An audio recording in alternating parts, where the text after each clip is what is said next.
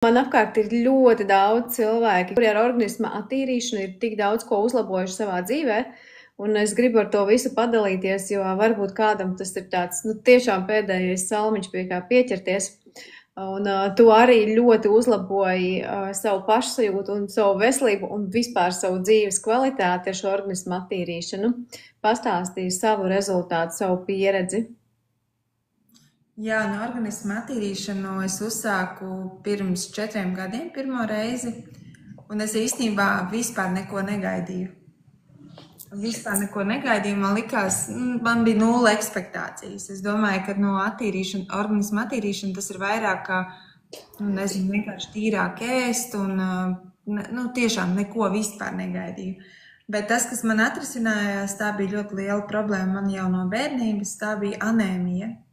Un mana anēmija bija, nevienkārši tas, kā cilvēki iztēlojas, tur dzelzs deficīts. Man bija ļoti smagi, es tiešām daudz ģību, mana dzīves kvalitāte no tā ļoti cieta.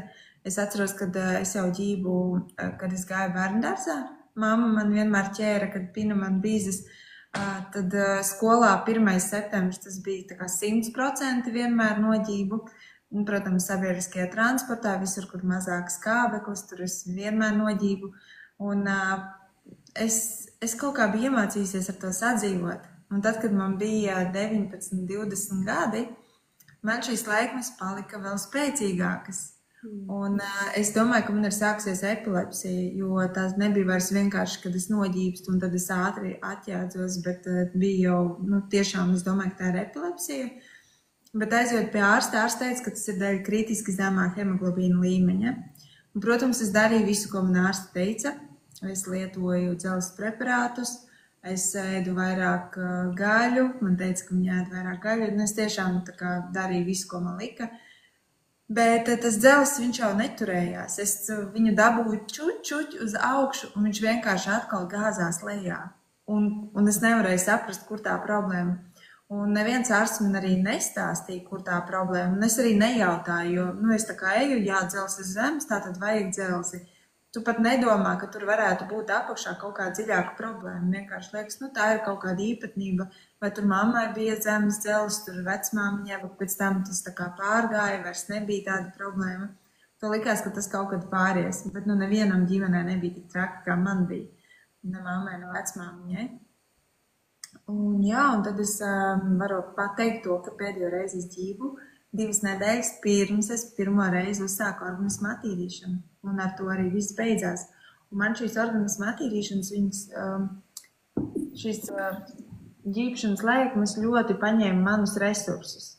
Tādā ziņā, ka es pēc tam 2-3 dienas praktiski nevarēju no gultas piecelties, jo man vienkārši fiziski nebija spēka. Un pēc tam jau arī, kad piedzima bērni, man arī bija ļoti tāds liels izteikts vājums, un es tā kā negribēju pavadīt laiku kopā, tur kaut ko spēlēties kopā. Man vienkārši tam fiziski spēka nebija.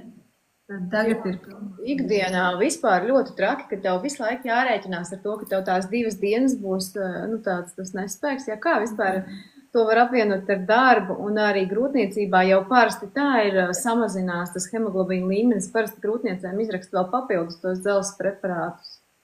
Ļoti interesanti, ka tieši grūtniecības laikā man izdevās noturēt šo dzelzs līmeni labi, kas man parasti ikdienā neizdevās. Bet es dzēru dzelzs preparātus un tiešām ļoti apzināti, bet viņš kaut kā uz beigām nedaudz bija samazināts, bet nebija tik traki.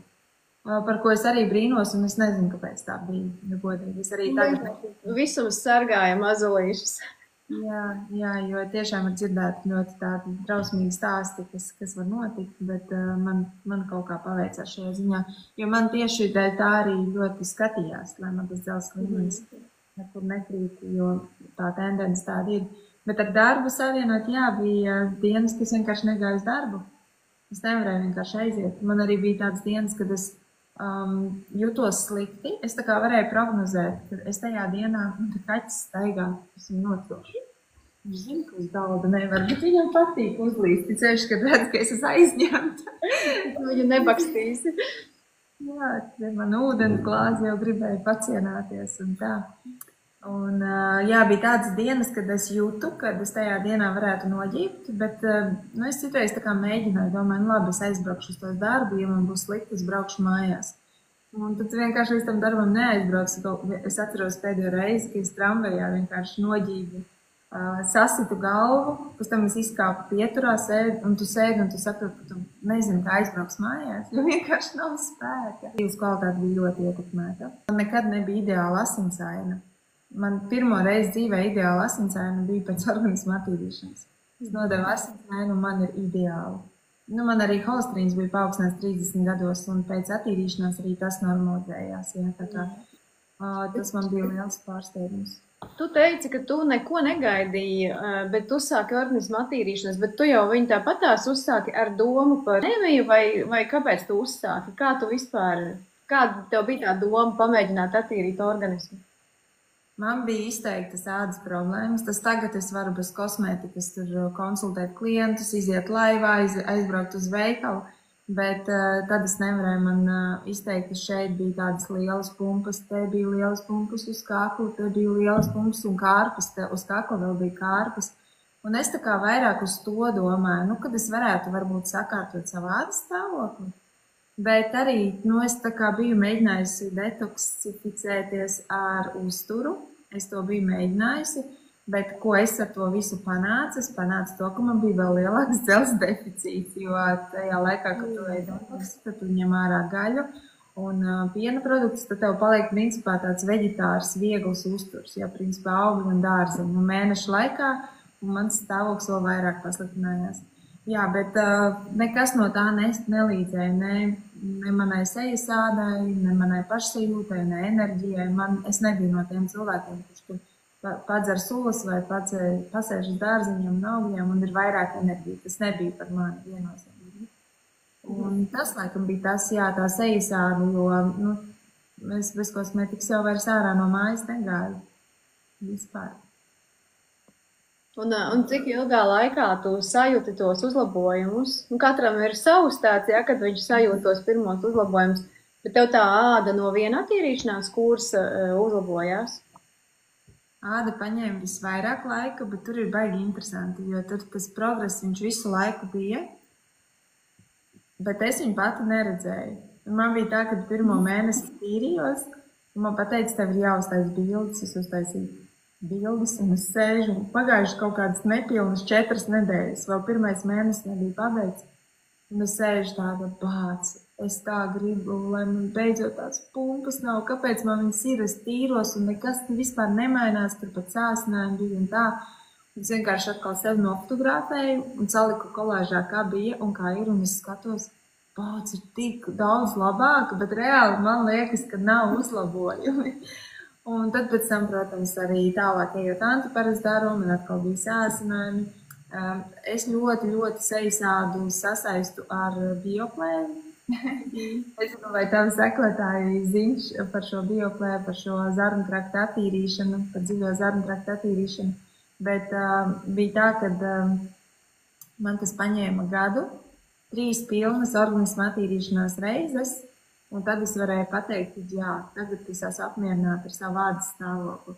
Man vēl triggerēja, piemēram, stress vai, piemēram, ja es tur saldumus vairāk pēdu. Tas man triggerē, bet man nav tik slikts ādas stāvoklis, kā bija. Bet tas gads, tās 3 attīrīšanās reizes, es varu pastāstīt varbūt detaļās, jo tur tā pēdējā programma ir dziļā zarnu trakta tīrīšana, kur mēs tiešām tīram zarnas un man iznāca tā saucamā bioplēve. Pirmo reizi nāca brīnumi, otro reizi jau nāca bišķi savādāk brīnumi, trešajā reizē jau pavisam maz. Bet tagad es, piemēram, eju profilaktiski reizi gadā, man vairs nav šī bioplēve. Man šo programmu ir ļoti viegli līdz ar to iziet, man nav šie tur kaut kāda aizcietējumi vai kad vēders sliktāk iziet, tas viss man vairs nav. Bet es pamanīju, ka tieši pēc tās 3. reizes man arī uzlabojās āda ļoti izteikti. Bet sanāk, gada laikā izgāja 3 reizes, tas nozīmē, ka starp attīrīšanos bija kaut kāds riktīgi mazs starplaiks. Es tā kā pāris mēnešus mēnesī atjaunojos, uzreiz atkal gāju no jauna un tā visu gadu. Visus 3 mēnešus pilnos kā vajag pēc sistēmas to arī gāja, ja? Jā. Tieši tā. Detoks tagad man vispār ir pamatā visu laiku, jo tas, ko es atklāju, kad man ir MTHFR gēnu mutācija, kas nozīmē, ka man ķermenis nespēja dabīgi detoksificēties. Man ir daļējā gēnu mutācija, līdz ar to viss nav tik slikti. Parasti cilvēkiem, kuriem ir kaut kādas autoimūnās saslimšanas, tiem visbiežāk ir pilnā gēnu mutācija. Es esmu arī saviem klientiem pārbaudījusi tiešām, kad aiziet uztais šo gēnu testu, tas apstiprinās. Bet anēmija ir viens no šī gēnu mutācijas simptomiem. Un vēl kas ir man uz piedas, es nezinu, redz te tāda zilgana līnija. Baigi neredzās. Minimāli. Tad, kad man ir augsti vai tad, kad es jūtos slikti, viņa paliek tāda ļoti izteikta. Man pat bija viens gadījums, ka man viens vīrietis jautāja darbā, vai man vīrs mājās sit. Ja sit, lai es pastāstu, vai es atzīstos. Bet es piedzimu. Tā redzējās, ja? Ko lūdzu? Tik traki redzējās? Jā, man ir tā, tagad es labi jūtos, acīm redzot. Bet vispār, jā, ja es slikti jūtos, tad viņi ir izteiktāka tā līnija. Un to sauc par stārķa kodienu. Tad es piedzimu ar šo zīmīti uz galvas. Es piedzimu, viņa bija izteikti sarkana tāda. Un cilvēkiem, čau Jolantiņa, un cilvēkiem ar šo gēnu mutāciju arī ir izteikti šie stārķu kodieni varbūt. Ja? Tātad tas ir vēl viens, kas man bija no gēnu mutācijas, ko es tā kā konstatēju. Man vienkārši ķermenis pats nespēja detoksificēties, un tāpēc man ikdienā ir nepieciešams šis detoks kā pamats. Ja es palīdzu ķermenim izvadīt šo te lieko.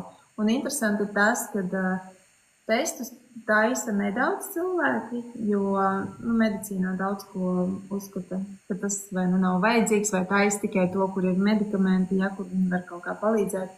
Šajā ziņā īsti tā kā palīdzēt nevar, jo, kā viens ģenētiķis teica, ja paņemtu autobusu, tad lielākā daļa no tā autobusa būtu ar šo gēnu mutāciju. Un tur tā kā īsti medicīnā neko nedara. Tās ir asins analīzes? Nē, tas ir, tā kā mutē paņem paraudzību. Jā. Jo īstenībā ar šito testu uztaisot ļoti daudz, kas būtu izskaidrojams. Tieši par cilvēku, kā viņam tās pašsajūtas. Tas iedzimst no viena vai no abiem vecākiem, jā, tā kā tas ir iedzimts. Mēs to nododam arī saviem bērniem. Mēs varam nodot, jā, tātad... Man ir aizdoms, ka man dēlam arī ir. Bērniem arī var taisīt, vai ne? Jā, tur nav ne asins jāņem, nekas tiešām pa mutīti pabraukā. Agrāk bija 50 eiro, man liekas, ka tagad ir 60 eiro tāds testiņš. Es gan saku, ka to testu, tas nav obligāti, ka viņi ir jātaisa. Es gribēju priekš sevi zināt, jo man bija vienkārši ļoti interesanti. Bet šo testu uztaisot, tu tā kā zini, ka jā, tu esi tas cilvēks, kuram ir vairāk jāpievērš uzmanību šai detoksifikācijai. Jo, ja cilvēks par to nezina, viņš dzīvo, daudz mēs dzīvojam diezgan neapzinātu dzīvi. Jo es īstenībā savā dzīves laikā es ēdu veselīgi, es sportoju, es ļoti daudz darīju, dzeru ūdeni, un man liekas, kā tas var būt, kāpēc man ir visas tās veselības problēmas, un kā tas tā var būt. Un tad ir cits cilvēks, kurš dzer alkoholu, tusē, neguļ pa naktīm, ja, un viņam viss ir kārtībā, un viņš ir vesels, un vispār neslimo, viņam nekā nav, un viņam ir ideāls svars, ja, un piemēram, sieviete, kas tur mēģina notievēt, nevar notievēt, lai viņa visu dara.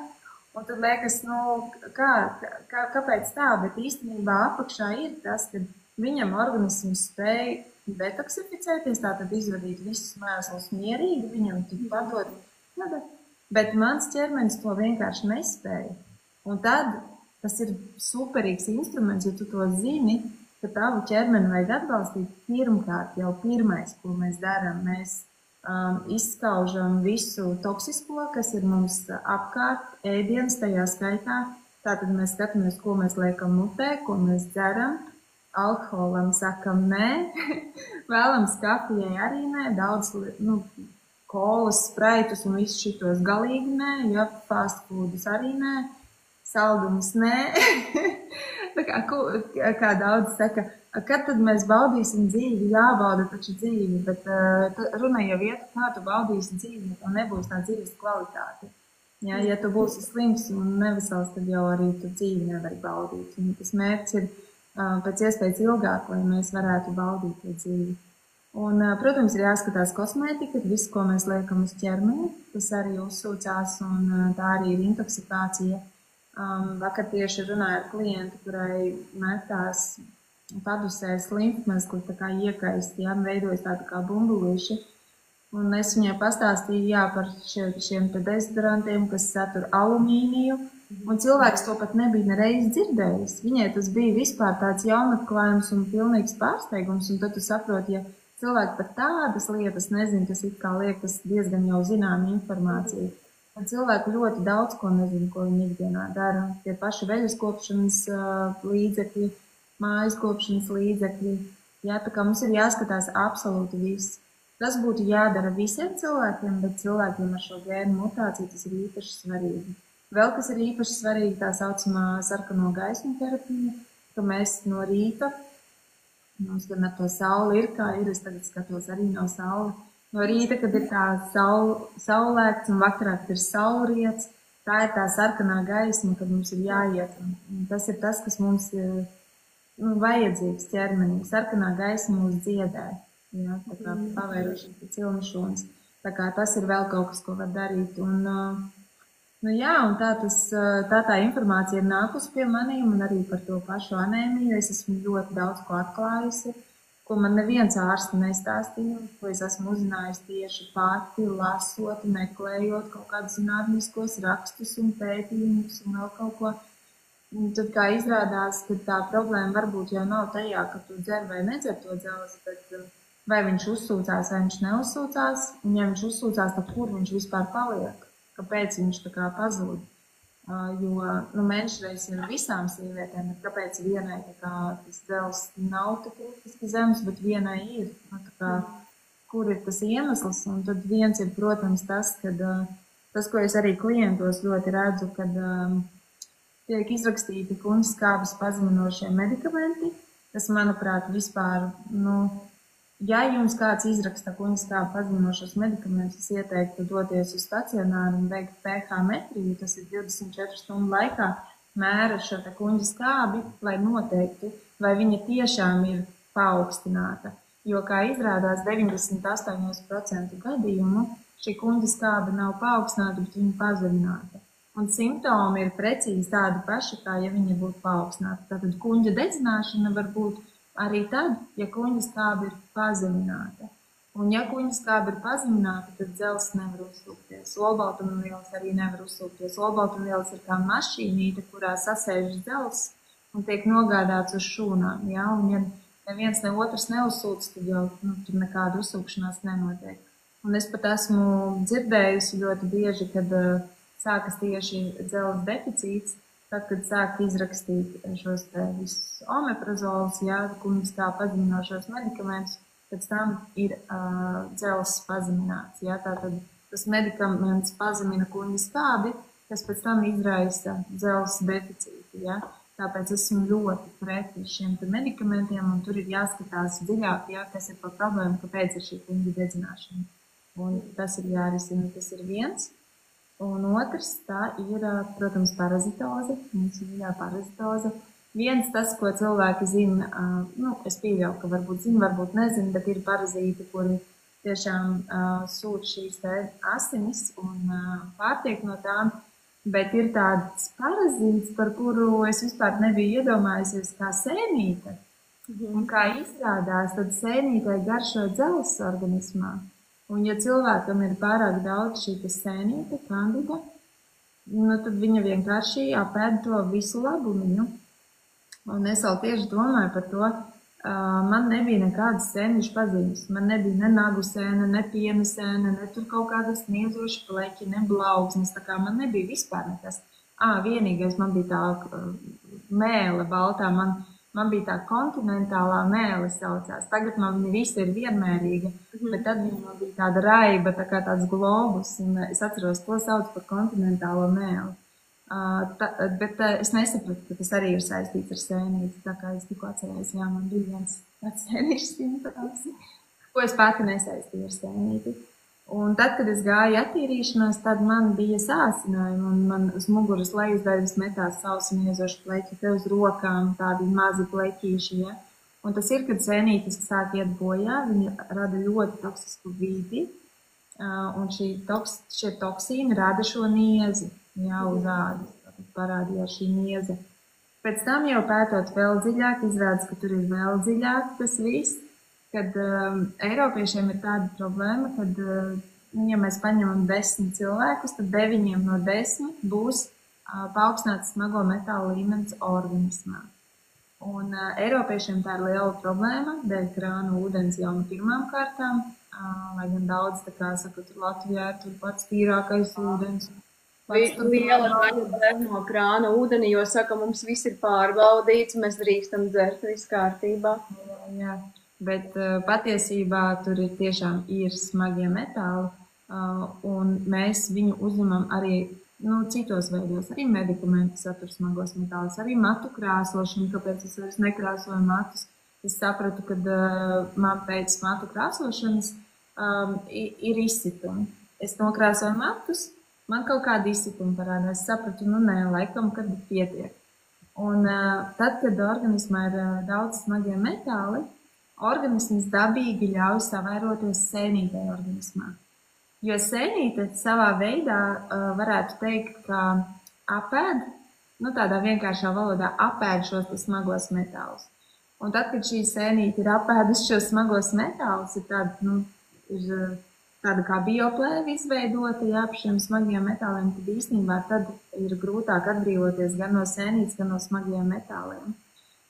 Bet tas atkal izraisa to, ka ķermenis vienkārši zaudē dzelzi arī tādā veidā.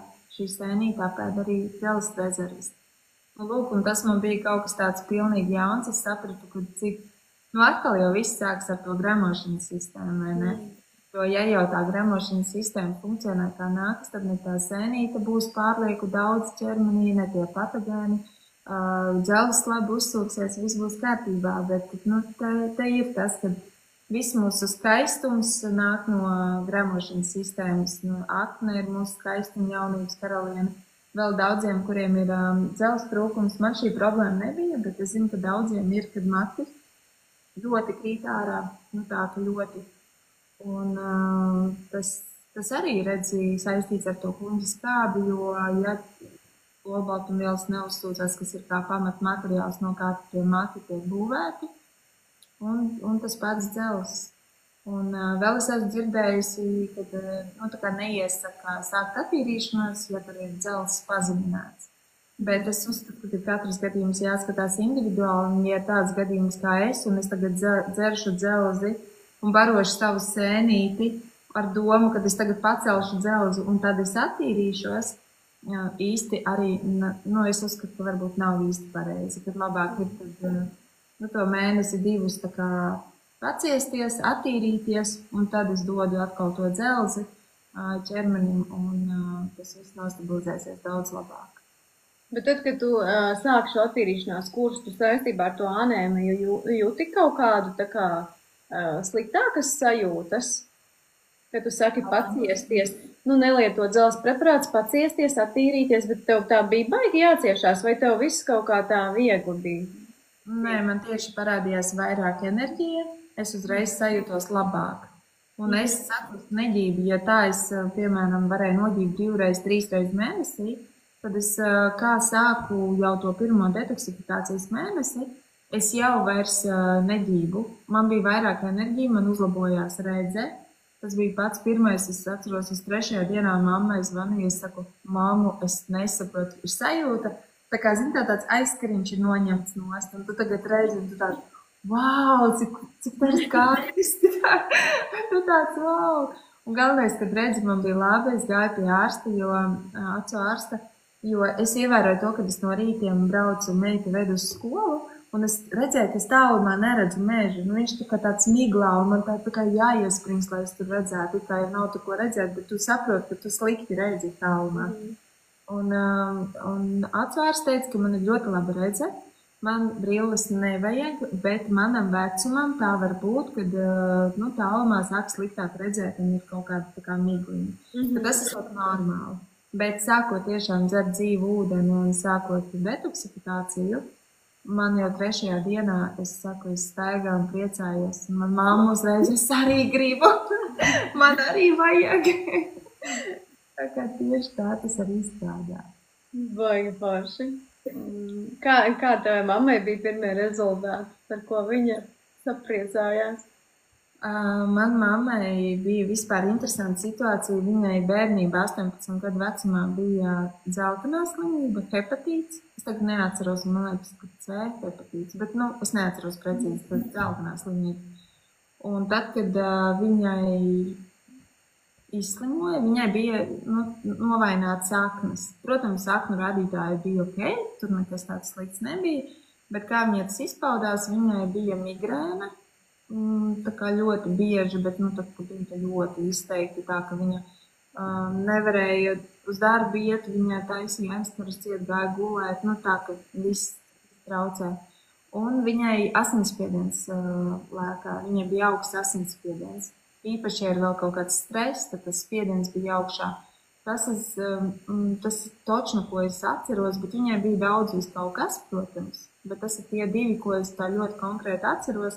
Jo tad, kad viņa gāja tīrīšanos, tad viņai bija minimāli, bet tādi kā sāsinājumi. Galvas sāpes viņai palika retāk. Pēc 2,5 mēnešu viņai pārgāja. Viņai migrēnas vairs nav kā tādas vispār. Vispār nekāds, pat migrēnas zāles nav jādzer, lai gan tās viņa arī nepalīdzēja, es sapratu, ka migrēnas laikā.